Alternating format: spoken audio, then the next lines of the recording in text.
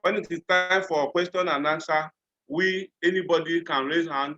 You can raise hand electronically to ask questions. So at this point, I'm leaving the floor for Prof to start, and do well by carefully listening from the beginning to the end so that you have an informed class for better questions and reflection. Thank you once again, and God bless you. Okay. Hello? Hello? Hello? Hello? Can you hear me now? They are telling you. Okay, my students, we are on Zoom platform now, but this will be only occasionally. Subsequently, you'll be expected to come to Bogorada Mini Campus, where we find a large classroom that will be sufficient enough for the lecture to take place, for you to see me as your lecturer. I'm Professor Wilfred S. Tille. I've been lecturing in this department and postgraduate students since the inception of this university and this department. Incidentally, these sociological theories, I'm teaching with Dr. Yuba, who is an associate professor in this discipline. We shall be teaching the topics interchangeably. Whenever his chance, will come in and teach you, and whenever I'm chance, I will also teach you. But we prefer Wednesday. Today is Wednesday. Yes. We prefer Wednesday. Yes. 10 to 12. If meetings or other interruptions do not take place or arise. Yes. So today, I'm going to give you the course outline. I'm going to discuss briefly with you the course outline, which I expect all of you to take down. I'll try to be as slow as possible, but at the same time, I expect that the learning from your own aspect will be very fast. This Zoom and electronic system is novel to us. It's not a common occurrence. We have not been using it to teach our students on a daily basis. It came about as a result of COVID-19. And that's why we're migrating from conventional lectures, this Zooming or electronic system. So on that note, I want you to bear with me and take down the course outline. The caption of the course is Contemporary Sociological Theories and Applied, because at postgraduate level, we do not just analyze this theory conceptually, but we also attempt to apply them in empirical studies, in empirical understanding, because postgraduate level involves research. And in research, you start with a theory and you end with a word theory, a new theory, another theory, a modified theory, or a new tenets of an existing theory, or even a new theory entirely, as the case may be. So we're not going to only look at these theories, but we're also going to look at them in an applied sense. So let me give you the nature of the course outline, which may be modified from time to time, as the case may be. or as the need arises. The first aspect of this course outline, number one, is a general introduction, which I'm going to give today. So take it down, write a general introduction. That's number one. Then number two, write down what is a theory stroke sociological theory. That is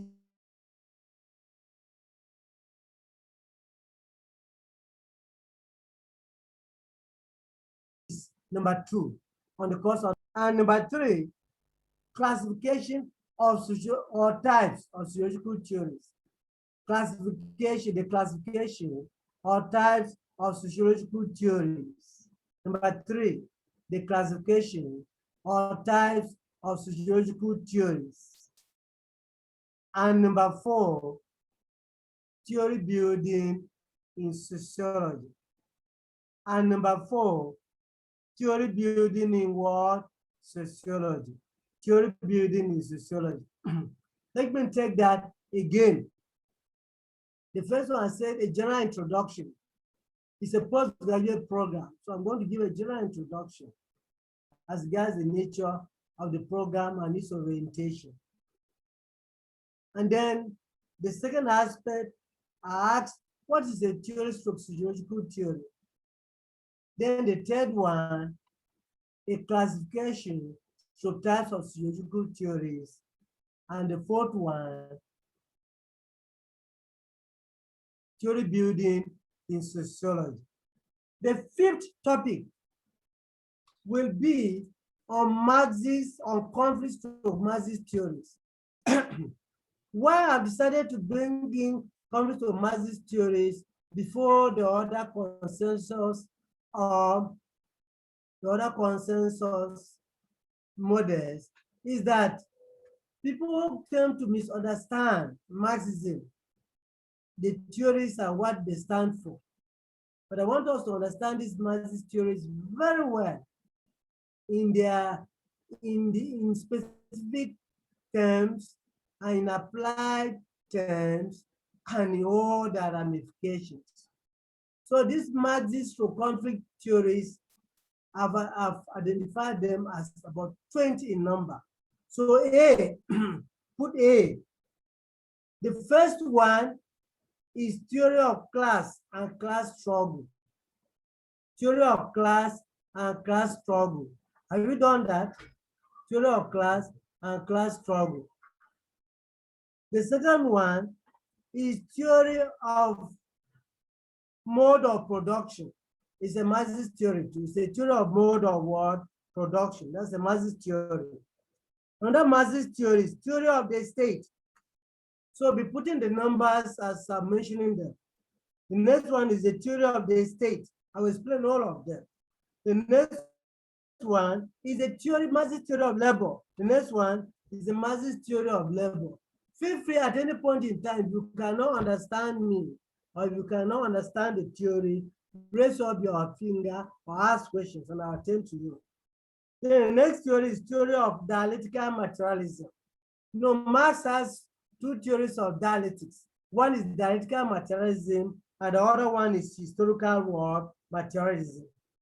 So we talk about dialectical materialism and the next one is historical work materialism. And the next one is the theory of religion. I'm not explaining them because I want you to get the theories first before I start explaining one after the other. The next one is the theory of religion. The next Marxist theory is the theory of alienation. Marx talks about alienation, so he has a theory of alienation. The next theory of Marx is theory of economic determinism, with economy as the taproot of society. That's another Marxist theory of economic determinism. Another Marxist theory is the theory of the superstructure. For Marx, the superstructure is very important and it depends on the mode of production. The next theory of Marx is theory of action.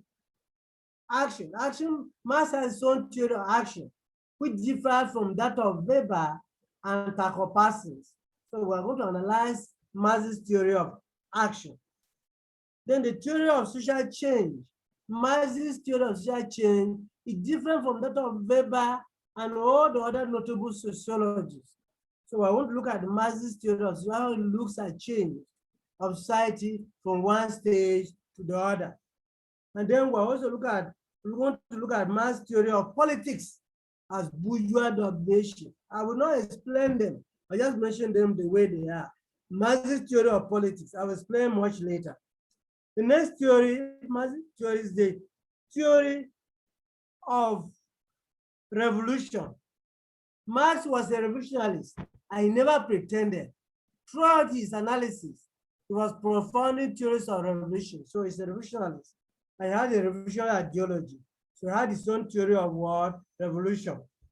Then Marx's theory of capitalism, which he looked at capital as the dominant feature in all modern societies. Primitive accumulation, capitalism.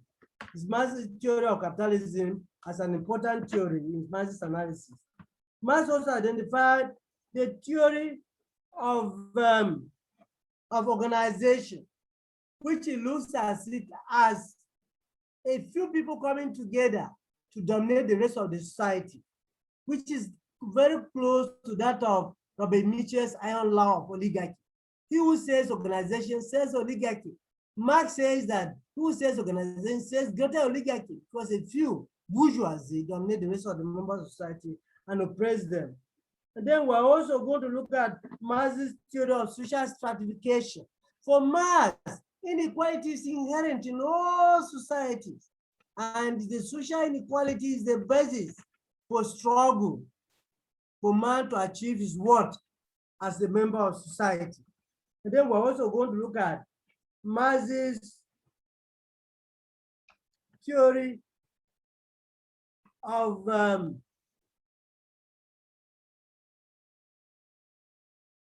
Marx's theory of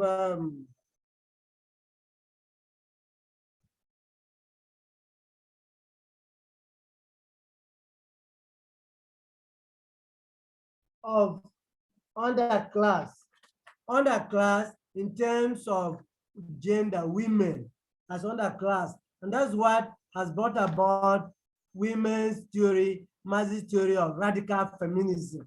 So Marx looks at the women as the underclass, and that is underclass theory has brought about the movement by women, the feminine gender, in terms of radical word feminism. So with these two theories of Marxism, we now understand that it's need to understand Marx in the right perspective and apply his theories in our everyday life by understanding the nature of human society and apply them in the practice, nature, and manner Marx conceived of them, and apply them in understanding the nature of the bourgeois society of his own time. Though the revolution was achieved only in Soviet Union and not in other parts of industrialized Europe, as he had predicted. After examining the Marxist theory, definitely this contemporary sociological theory is going to look at so many theories. So definitely it's a composite course that's going to really stress you.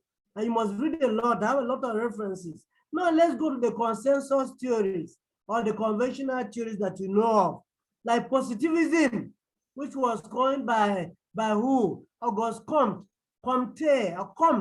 Many of you call him Comte, the founding father of sociology.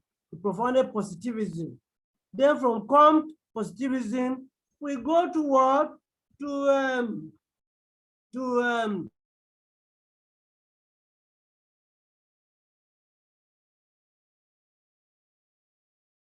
Empiricism, and from rationalism, we go to structural functionalism, and from structural functionalism, we go to what? Darwinism, and from Darwinism, we go to what? Phenomenology, and phenomenology, we go to what? Ethnomethodology, and from ethnomethodology, we go to what? Symbolic interactionism, and from symbolic interactionism, we go to what? To pragmatism, and pragmatism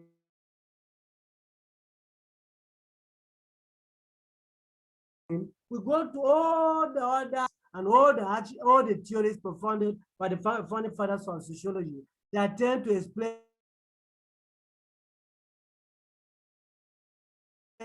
the nature of human behavior in an organized manner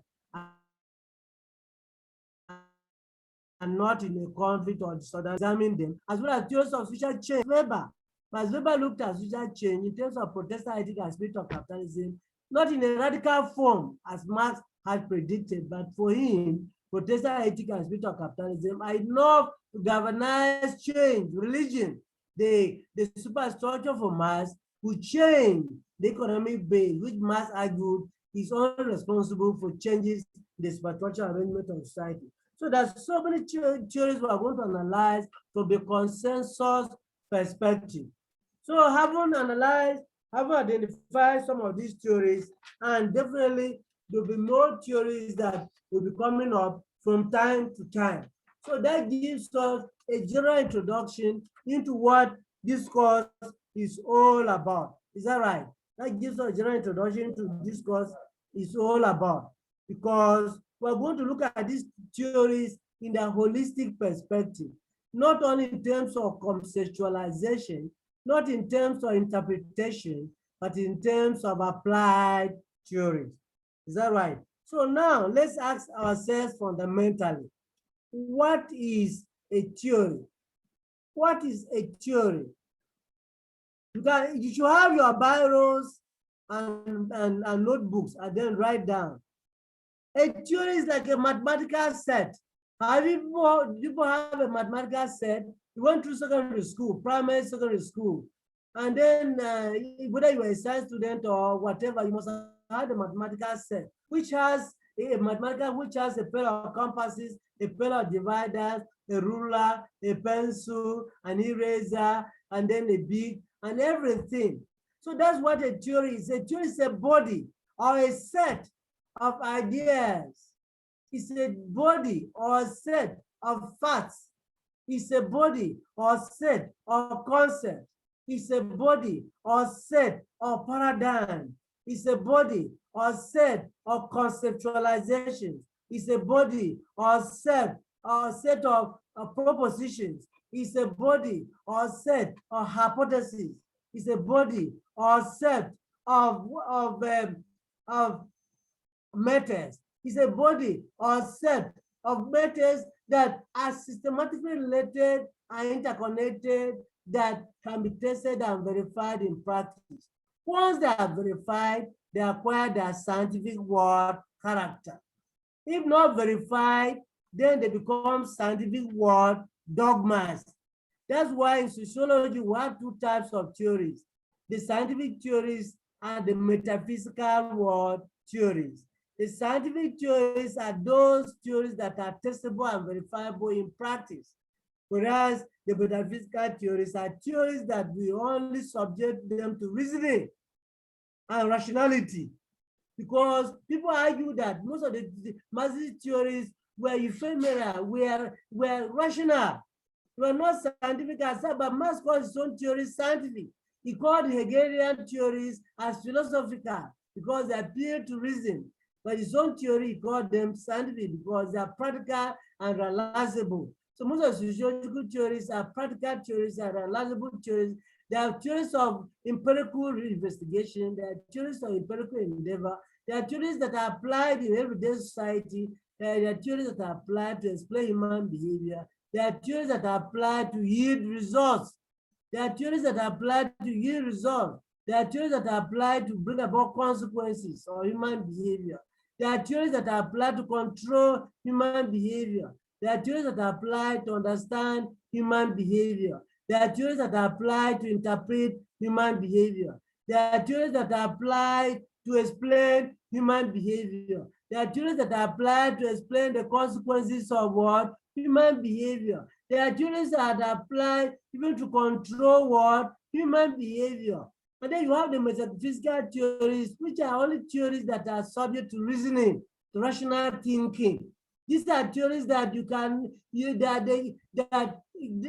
they're subject to reality, or they're close to reality, or they have great proximity toward reality. But they may not be so real in the practical sense of it, but to the largest extent, they are real. Say, for example, the theory that God exists. You can't see God. You can't touch him. You can't go near him. Yet he exists and he's everywhere. He's omniscient and omnipotent. He directs us, he guides us, and directs our ways of life and takes care of us in everyday life. To satisfy all our needs and all our desires. We cry to him. We look unto him for salvation. We look unto him for forgiveness. We look unto him for everything we need. And he's there directing our ways of life every day. But we can't see him. We can't touch him. Go all over the world. Go to Europe, you cannot see God. Go to America, you can't see God. Go to Russia, you can't see God. Come to Africa, you can't see God. Go to South Africa, you can't see God. Go to the moon, you cannot see God. Go to any of the planets, you cannot see God. But God is everywhere and he exists. And it's a reality to us. Reality is to Genus. Is that right? It's a reality to us. So there are theories that are metaphysical in nature and then those that are what? Scientific. And among the scientific theories, we also divide them into two. The grand or grandiose theories, according to Levi-Strauss, these are theories that are universal about human nature or human societies. These are theories that apply to a whole society all over the world. And then, of course, like structural functionalism. Every society has structures, and every structure performs like functions. And every society has, every structure, they have their functions, and these functions must be performed for the survival of the society. That's why every society has a political system, has the economic system, has a cultural system, has a religious system, has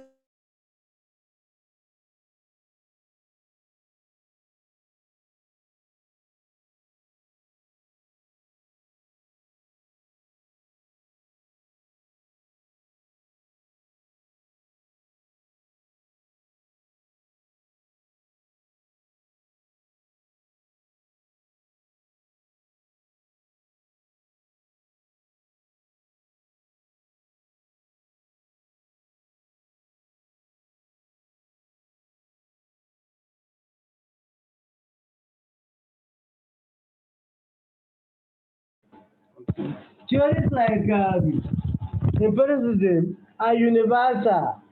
Likewise, theories like theories like conflict theories, that universal everywhere there's conflict. And then Marx argue that the fundament at the basis of every society there's what? Conflict. So conflict exists everywhere. There's conflict in religion. There's conflict in commerce. There's conflict in politics. There's conflict in our social life. There's conflict in culture. There's conflict in our ways of life. There's conflict in our social interaction. There's conflict in our marital lives. There's conflict in our family lives. There's conflict in our kinship lives. There's conflict in our schools. There's conflict in our medical professions. There's conflict everywhere. So conflict is fundamental and universal to all human world societies. Yet, according to R.K. Merton, there exist theories in sociology that may not be universal, but science based on predictability, applicability, and verifiability. As long as those theories are verified over the years, they are scientific. And these theories stand the test of time, though they may not be applied to whole societies, they apply to particular world societies. That's according to Robert K. Merton. For example, in Vatican, the Vatican City has a pope as the head of state, yet does not have the structure of a normal society in terms of the police, the soldiers, the air force, the navy, the army, the judiciary, and so on and so forth. Yet, it's a society governed by common law. And canon law is peculiar to what? To Vatican. And Pope is the head of state, has given that salute as head of state wherever he goes. And there are societies in Africa that are peculiar, even in Europe, in Switzerland. It has some peculiar structure. It's not universal like other societies. So there are some societies that are peculiar, and based on that picture, everything there works and works the way and manner it is supposed to. And therefore, it is scientific. So not all societies that must be universal, and must have universal nomenclature, and not all societies that must have universal functionality. They must have their peculiarities, and these peculiarities are common to those societies and peculiar to those societies. For example, societies that underwent colonialism, like African societies. Not Europe, much of Europe did not go through colonialism, apart from the First and Second World Wars. Africa went through colonialism, went through imperialism, went through neo-colonialism, and went through dependency. And yet the African societies are different from Europe and American societies because of the nature of their colonial experiences. So yet what is done in Africa is as scientific as what is done in Europe and America and other European societies that do not undergo any form of colonialism at all. So we have different types of theories in sociology, as I already indicated. So this my introductory lecture has taken us generally to sociology, what sociology is, and the types of sociology, contemporary sociological theories as I identified here, are much more because every branch of sociology has its own discipline. In fact, if I want to enumerate all the theories in sociology, the whole day, 24 hours will not be enough, because in industrial sociology, you have Taylorism, you have Feralism, and then of course, in psychology, you have id, ego, and superego, Sigmund Freud, psychoanalysis. And in medical psychology, you have Jung's theory of disease, and then of course, you have hate belief model, and then you have Egan's model, you have Ignatius model, you have Chile's models or and then of course in criminology, you have Lombroso's theory, and then you have Chatelain's differential association theory, and some other disciplines of sociology. There exist several theories. In urban sociology, you have theories of urbanization that tends to explain the nature of urbanization, push and pull factors, the pull factors of urbanization and the push factors of what? Urbanization. And you have theories of what? Migration. And then of course, even religion, you have theories that tend to explain different types of religious beliefs and the nature of religion. And then of course, in terms of indoctrination, and then of course, in terms of ethics, etiquette. So in every discipline of sociology has several theories. So if I'm to analyze all the theories in the disciplines of sociology, 24 hours are certainly not enough. And that's why I decided to summarize some of the basic and fundamental theories, especially those of Marxism, which we so much cherish and analyze in our everyday life, and those other conventional theories that are common in our everyday life. So you cannot ask questions from the introductory lecture. They can't ask questions. They can ask questions. Let me put them on the point.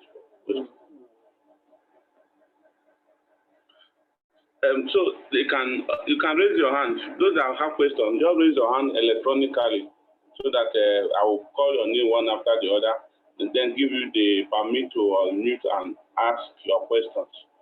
So your hands, you can raise your hands now electronically for questions.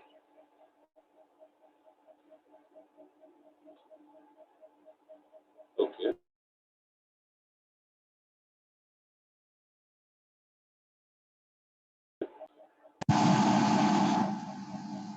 Okay, Rashida, unmute yourself. And go ahead. Rashida, okay. Go ahead. Okay, good morning, Prof. Good morning, sir. Good morning, Prof. Yes, good morning. Yes, I can hear you. Am I audible? Good morning.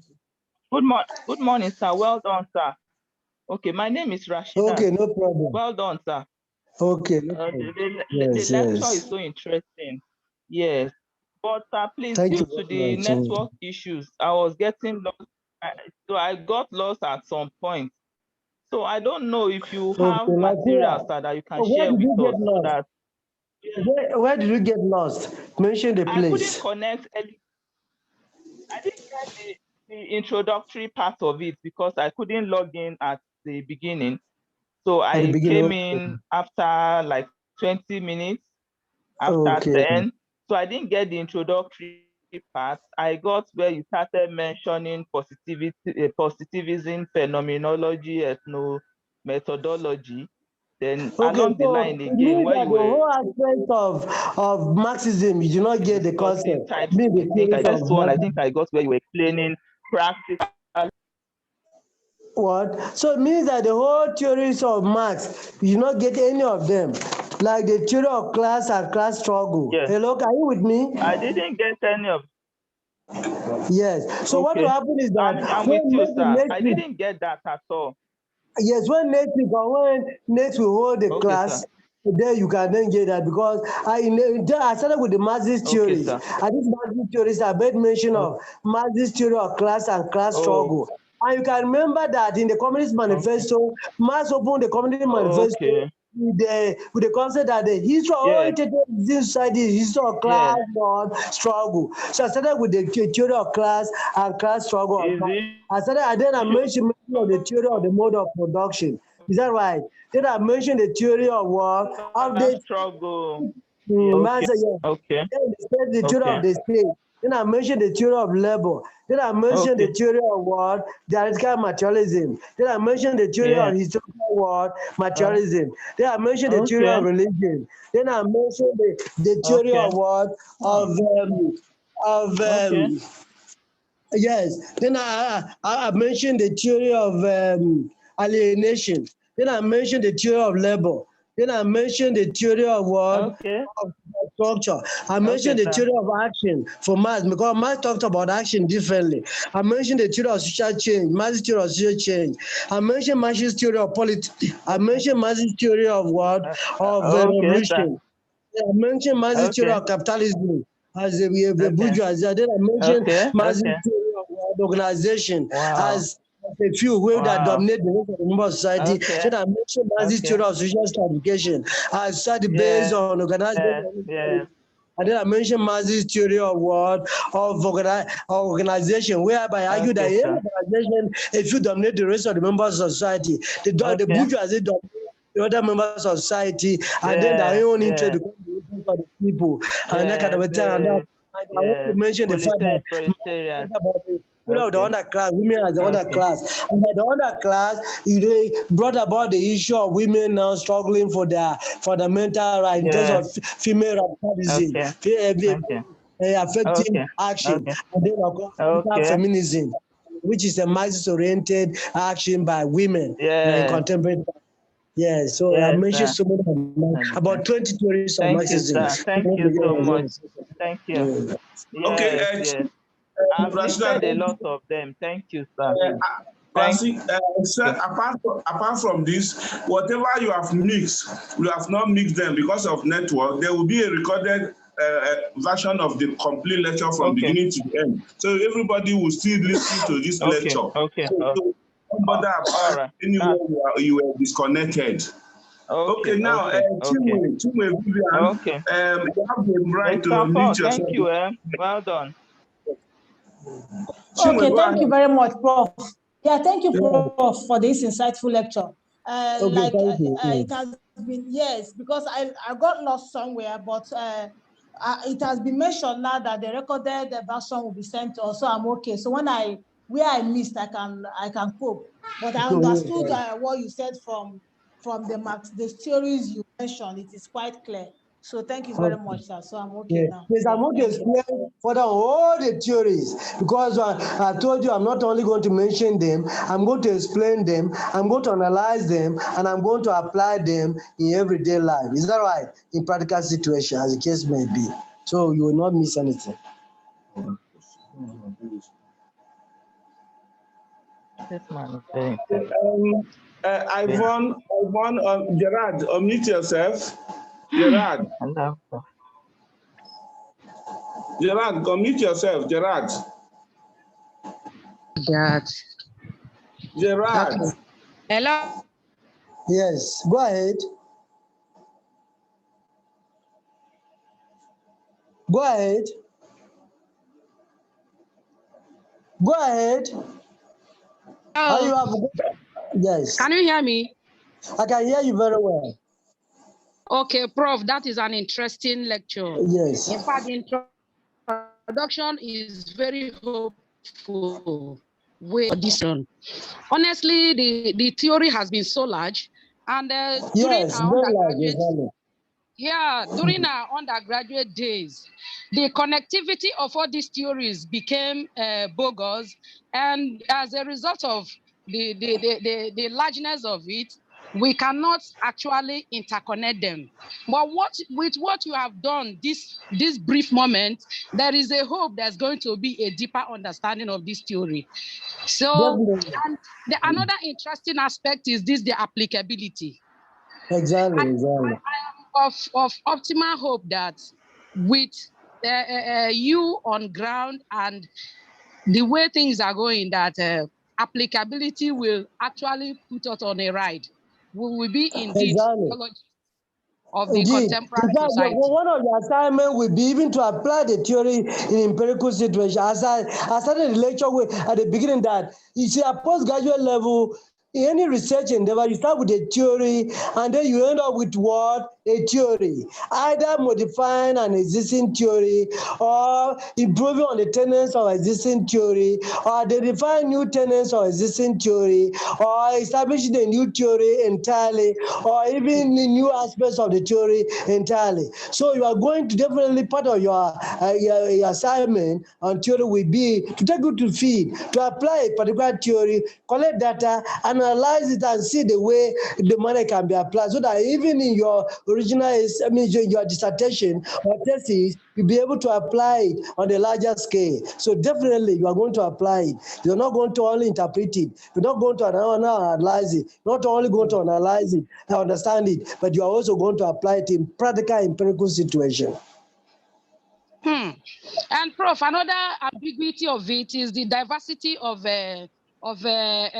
Marxist and normal, conventional, or the Yes, normal.